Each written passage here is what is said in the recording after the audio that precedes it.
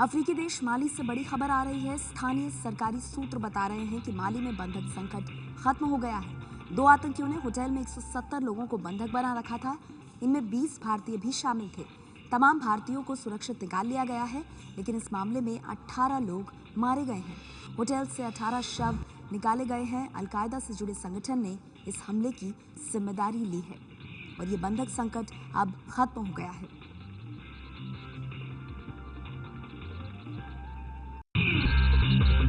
पूर्वी अफ्रीकी देश माली के होटल में बंधक बनाए गए सभी 20 भारतीय छुड़ाए गए। आतंकियों ने बनाया था बंधक।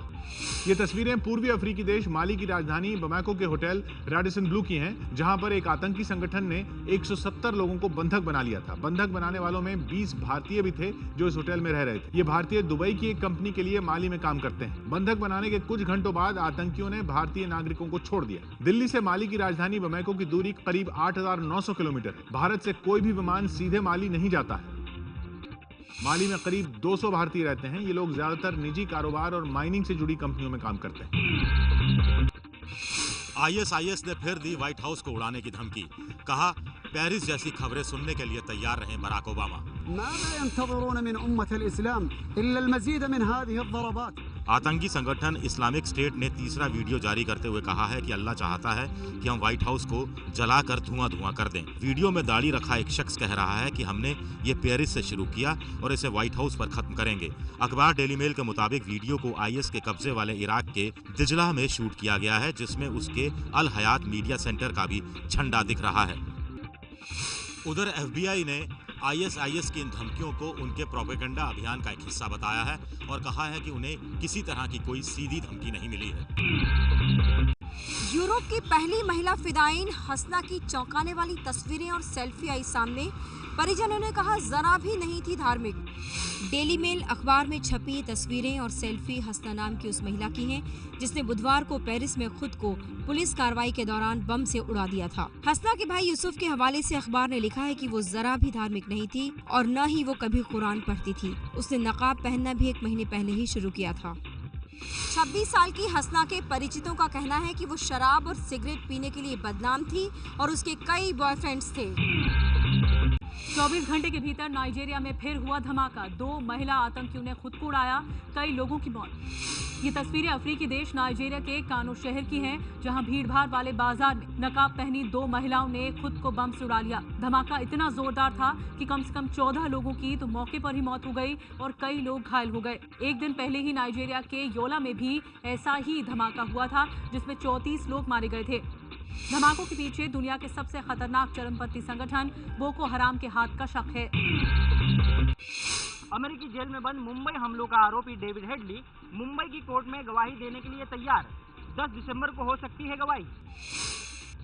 26 नवंबर 2008 के मुंबई हमलों का लश्कर-ए-तोयबा से जुड़ा आरोपी दाऊद गिलानी उर्फ डेविड हेडली वीडियो कॉन्फ्रेंसिंग के जरिए मुंबई की टाडा कोर्ट में अगले महीने गवाही दे सकता है। ये संकेत हेडली के वकील ने वॉशिंगटन में दिया है। हाल ही में मुंबई पुलिस की अर्जी के बाद कोर्ट ने हेडली को आरोपी करार दिया था और इसी के बाद उसे गवाही के लिए समन भेजा गया था। हमले में अमेरिकी नागरिकों की हत्या के जुर्म में हेडली अमेरिकी जेल में 35 साल की सजा काट रहा है। हेडली पाकिस्तानी मूल का कनाडाई नागरिक है और उस पर मुंबई हमले की रेकी करने का आरोप है। लालू यादव के छोटे बेटे तेजस्वी बने बिहार के नए उप मुख्यमंत्री। बड़े बेटे तेज प्रताप को मिला मंत्री पद। लालू यादव के छोटे बेटे 26 साल के तेजस्वी यादव बिहार के उप मुख्यमंत्री बन गए हैं। साथ ही उन्हें सड़क परिवहन मंत्रालय की कमान भी सौंपी गई है। 9 नवंबर 1989 को जन्मे तेजस्वी यादव महज 9वीं पास हैं। चुनावी हलफनामे के मुताबिक 2006 में उन्होंने डीपीएस आरके पुरम से 9वीं पास की है। तेजस्वी भले ही 9वीं पास हैं, लेकिन हिंदी भोजपुरी के साथ अंग्रेजी पर भी अच्छी पकड़ रखते हैं। दिल्ली अंडर 19 और आईपीएल की दिल्ली डेयरडेविल्स टीम में शामिल रह चुके हैं तेजस्वी। लालू यादव के बड़े बेटे तेज प्रताप को स्वास्थ्य मंत्रालय का जिम्मा मिला है। वहीं तेज प्रताप महुआ सीट से जीतकर पहली बार विधानसभा पहुंचे हैं। मीसा भारती उनसे बात करते हैं। मैडम, जिस तरह से दोनों भाइयों ने आज शपथ ली है, लेकिन आप इधर थी बैठी हुई, थोड़ा मलाल रह गया? बिल्कुल नहीं, बिल्कुल नहीं। जैसे मेरे दोनों भाई शपथ ले रहे थे तो लग रहा था कि मैं ही शपथ ले रही थी। उस बिल्कुल मलाल की बात तो आती ही नहीं, क्योंकि मलाल तब रहता कि मैं चुनाव लड़ी रहती और तब मुझे नहीं। MLC की बातें आ रही हैं सामने में, आप इंटरेस्टेड होंगी? नहीं, बिल्कुल भी नहीं। मैं पहले भी मीडिया में क्लियर कर चुकी हूँ कि मैं लोकसभा चुनाव लड़ी थी और फिर लोकसभा चुनाव लड़ूंगी। राज्यसभा से एंट्री के बारे में कुछ देखिए, अभी ये सब कयास लगाना मीडिया का काम है, मैं इस पे कोई कमेंट नहीं करूंगी। लेकिन मेरा जहाँ तक सोच है, मेरी अपनी सोच है कि मैं लोकसभा चुनाव लड़ी थी और फिर मैं लोकसभा चुनाव लड़ी। शपथ ग्रहण में देखा फंबल कर गए बड़े भाई, थोड़ा सा मे भी शायद इतना बड़ा क्राउड देख करके किसी से भी हो सकता है, बहुत सारे नेताओं ने कि जिसको राज्यपाल जी ने टोका नहीं। बिहार के फिर मुख्यमंत्री बने नीतीश कुमार, पटना के गांधी मैदान में ली मुख्यमंत्री पद की शपथ। नीतीश कुमार प्रतिनिष्ठा से प्रतिज्ञान करता हूँ, मैं विधि द्वारा स्थापित भारत के संविधान के प्रति सच्ची श्रद्धा और निष्ठा रखूंगा। मैं भारत की प्रभुता और अखंडता अक्षुण्ण रखूंगा। मैं बिहार राज्य के मुख्यमंत्री के रूप में अपने कर्तव्यों का श्रद्धापूर्वक और शुद्ध अंतःकरण से निर्वहन करूंगा। पटना के गांधी मैदान में नीतीश कुमार को राज्यपाल रामनाथ कोविंद ने दोपहर 2 बजे पद और गोपनीयता की शपथ दिलाई। इस बार बिहार विधानसभा चुनाव में लालू नीतीश की अगुवाई वाले महागठबंधन को सबसे ज्यादा 178 सीटें मिली थी। नीतीश कुमार केंद्र में 2 बार रेल मंत्री और 3 बार कृषि मंत्री रह चुके हैं। बिहार में 5वीं बार और लगातार 3री बार मुख्यमंत्री नीतीश कुमार इंजीनियरिंग के छात्र रहे हैं, लेकिन उनका झुकाव शुरू से ही राजनीति की ओर था। बख्तियारपुर में जन्मे नीतीश ने NIT पटना से मैकेनिकल इंजीनियरिंग की पढ़ाई की है। वो शुरू से ही जयप्रकाश नारायण और राम मनोहर लोहिया के समाजवादी आंदोलन से प्रभावित थे।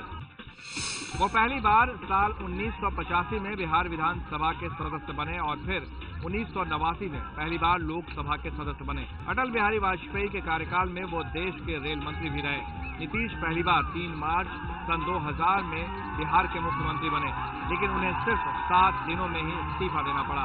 24 नवंबर 2005 को वो बिहार के फिर से मुख्यमंत्री बने और अपना 5 साल का कार्यकाल पूरा किया। इसके बाद नीतीश 26 नवंबर 2010 में फिर से बिहार के CM बने।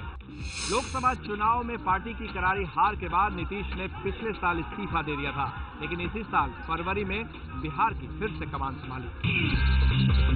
नीतीश कुमार के साथ 28 मंत्रियों ने शपथ ली है। सभी के मंत्रिमंडल का बंटवारा हो गया है। लालू के करीबी अब्दुल बारी सिद्दीकी को वित्त मंत्री और नीतीश के करीबी लल्लन सिंह को जल संसाधन मंत्री बनाया गया है। मैं अब्दुल बारी सिद्दीकी, मैं राजीव रंजन सिंह उर्फ लल्लन सिंह, नीतीश कुमार के साथ उनके 28 मंत्रियों ने पटना के गांधी मैदान में शपथ ली। इन 28 मंत्रियों में JDU और RJD के कोटे से 12-12 मंत्री बनाए गए, जबकि कांग्रेस के कोटे से 4 मंत्री बनाए गए हैं। लालू यादव के करीबी अब्दुल बारी सिद्दीकी को वित्त मंत्री, राजीव रंजन सिंह उर्फ लल्लन सिंह को जल संसाधन और योजना विकास मंत्री बनाया गया है। श्रवण कुमार को ग्रामीण विकास और संसदीय कार्य मंत्रालय सौंपा गया है। विजेंद्र यादव को ऊर्जा और वाणिज्य का मंत्री बनाया गया है। शिक्षा मंत्रालय की जिम्मेदारी अशोक चौधरी को सौंपी गई है। नीतीश कुमार ने मंत्रिमंडल तय करते वक्त जातीय समीकरण का ख्याल रखा। यादव जाति के सबसे ज्यादा 7 मंत्री बनाए गए हैं। नीतीश की शपथ में केजरीवाल और ममता समेत पहुंचे कई बड़े नेता। गायब रहा मुलायम परिवार।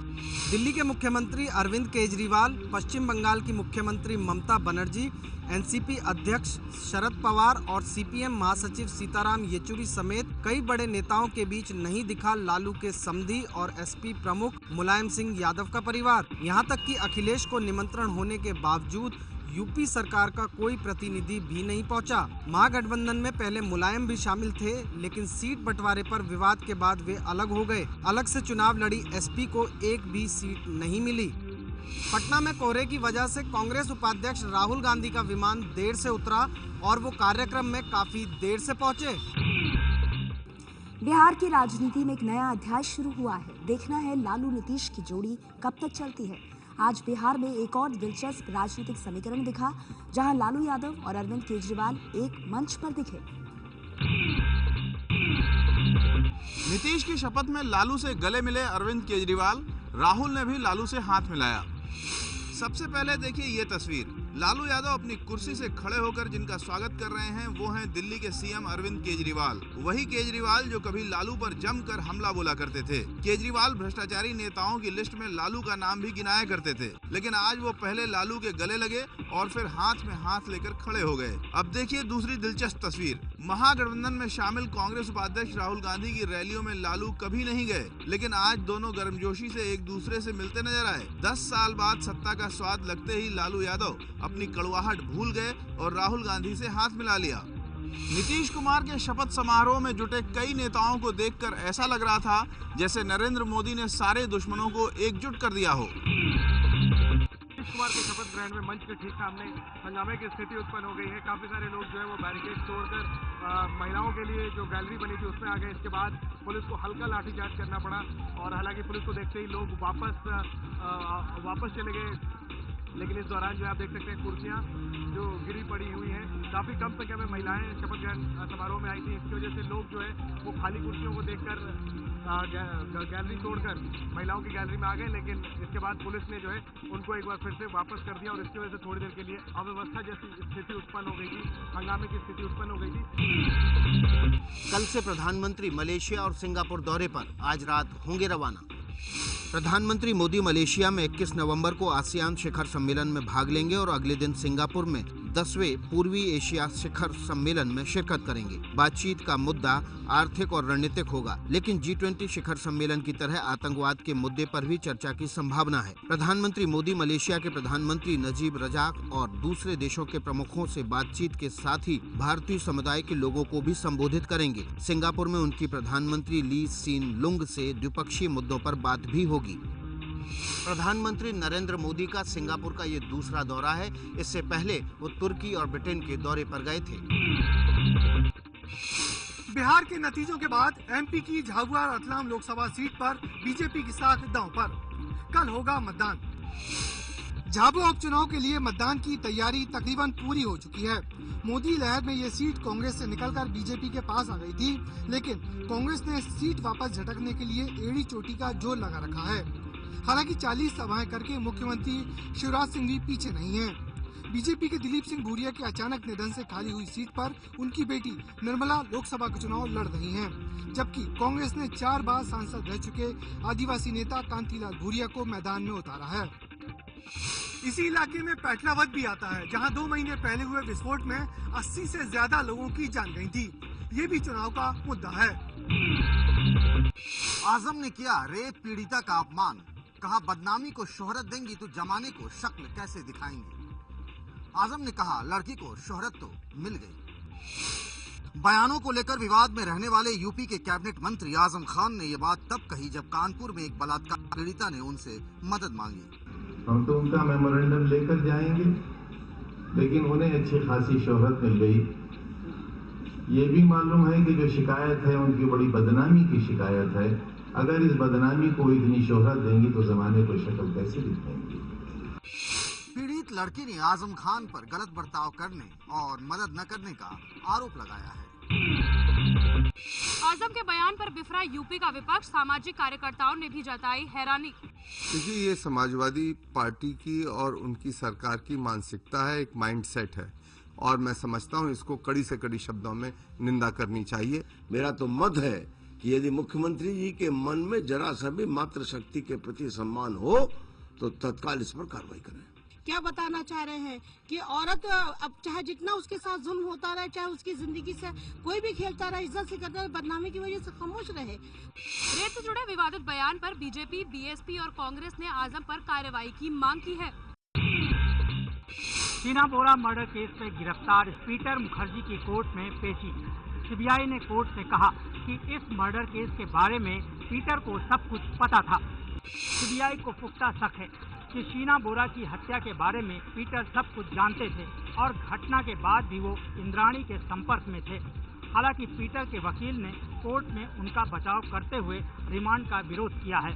सीबीआई की चार्जशीट में अभी इंद्राणी मुखर्जी, इंद्राणी के पूर्व पति संजीव खन्ना और ड्राइवर श्याम राय ही आरोपी हैं। फिलहाल अदालत ने 23 नवंबर तक के लिए पीटर मुखर्जी को सीबीआई रिमांड में भेजा है।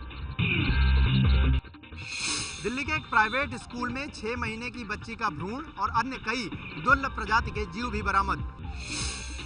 दिल्ली में संगम विहार के एक स्कूल की लैब में पुलिस और एनजीओ पीपुल्स फॉर एनिमल के छापे के दौरान बच्ची के भ्रूण के साथ ही ऐसे जीव भी मिले जिन्हें कानून के मुताबिक बिना इजाजत जीवित या मृत नहीं रखा जा सकता। इस मामले में स्कूल के मालिक और प्रिंसिपल को हिरासत में लेकर पूछताछ की जा रही है।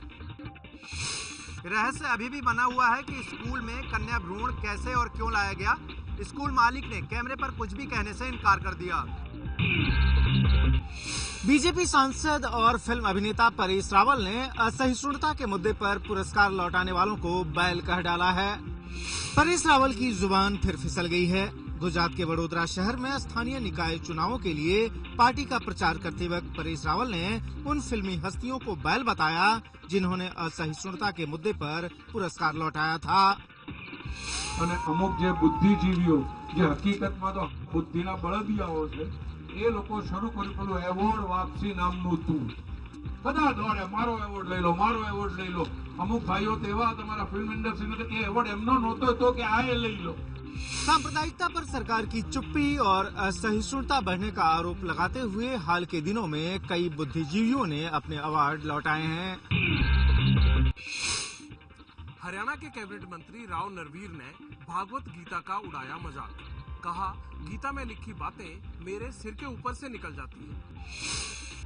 आरएसएस से जुड़े लोग भले ही गीता को राष्ट्रीय ग्रंथ का दर्जा देने की मांग कर रहे हों, लेकिन हरियाणा की बीजेपी सरकार में मंत्री राव नरवीर के मुताबिक उन्हें गीता में लिखी बातें समझ में नहीं आती। मंत्री जी ने ये बातें कुरुक्षेत्र विश्वविद्यालय में गीता की प्रासंगिकता पर हुए कार्यक्रम में मुख्य अतिथि के तौर पर कही। यूनिवर्सिटी के किसी प्रोग्राम में नहीं आ पाया, लेकिन ये मेरी बदकिस्मती है कि डॉक्टर साहब ने, हरदीप कुमार जी ने मुझे निमंत्रण दिया इस गीता की संगोष्ठी पर, कला अकादमी पर, जो मेरे सिर के ऊपर से निकल के जाती है कि मैं क्या। राव नरवीर ने कहा कि ये मेरी बदकिस्मती है कि मुझे गीता के इस सेमिनार में बुलाया गया है। दिल्ली से सटे फरीदाबाद में नगर निगम ने स्मार्ट सिटी पर जानी लोगों की राय। लोगों को जागरूक करने के लिए गायिका ऋचा शर्मा को बनाया ब्रांड एम्बेसडर। गायिका ऋचा शर्मा की खनखनाती आवाज ने हरियाणा के फरीदाबाद में रहने वालों का मन मोह लिया। ऋचा शर्मा को यहाँ के स्मार्ट सिटी मिशन का ब्रांड एम्बेसडर चुना गया है ताकि वो लोगों को फॉर्म भरने के लिए जागरूक कर सके। अपना स्मार्ट सिटी कैसा हो, इसके लिए फरीदाबाद के लोगों की राय ली जा रही है। इसलिए फरीदाबाद नगर निगम ने इस शाम का आयोजन किया। फरीदाबाद 100 स्मार्ट सिटीज की लिस्ट में आ चुका है। अब आखिरी 20 में आने के लिए शहरी विकास मंत्रालय को प्रपोजल देना है। आज भारत में रिलीज हो गई जेम्स बॉन्ड सीरीज की नई फिल्म स्पेक्टर। फिल्म के एक किसिंग सीन पर सेंसर बोर्ड ने अपनी कैंची चलाई थी, जिसके बाद सोशल मीडिया पर जमकर सेंसर बोर्ड का मजाक उड़ रहा है। डैनियल क्रेग की फिल्म स्पेक्टर बॉन्ड सीरीज की चौथी फिल्म है जिसमें वो जेम्स बॉन्ड बने हैं। भारत में रिलीज के लिए भारतीय सेंसर बोर्ड ने एक किसिंग सीन पर कैंची चलाकर उसे छोटा कर दिया था, जिसके बाद ट्विटर और फेसबुक पर हैशटैग संस्कारी जेम्स बॉन्ड के साथ खूब मजाक उड़ाया जा रहा है। डैनियल क्रेग के अलावा फिल्म में क्रिस्टोफ वॉल्स, ले सेडॉक्स और मोनिका बेलुची की मुख्य भूमिकाएं हैं। 46वें भारतीय अंतर्राष्ट्रीय फिल्म महोत्सव का गोवा में उद्घाटन। देश दुनिया की मशहूर फिल्में दिखाई जाएंगी। गोवा की राजधानी पणजी में आज केंद्रीय सूचना और प्रसारण मंत्री अरुण जेटली ने 46वें भारतीय अंतर्राष्ट्रीय फिल्म फेस्टिवल का उद्घाटन किया। इस मौके पर फिल्मी जगत से जुड़ी कई मशहूर हस्तियां मौजूद रहीं। समारोह के मुख्य अतिथि बॉलीवुड अभिनेता अनिल कपूर रहे। वर्ल्ड सिनेमा सेक्शन में 187 फिल्में और भारतीय फिल्म सेक्शन में 47 फिल्में दिखाई जाएंगी। गोवा फिल्म फेस्टिवल 10 दिनों तक चलेगा। उद्घाटन के बाद गोवा के सीएम लक्ष्मीकांत पार्सेकर ने एफटीआईआई के छात्रों से फेस्टिवल के दौरान प्रदर्शन न करने की अपील की। छात्र एफटीआईआई के चेयरमैन गजेंद्र चौहान की नियुक्ति का विरोध कर रहे थे।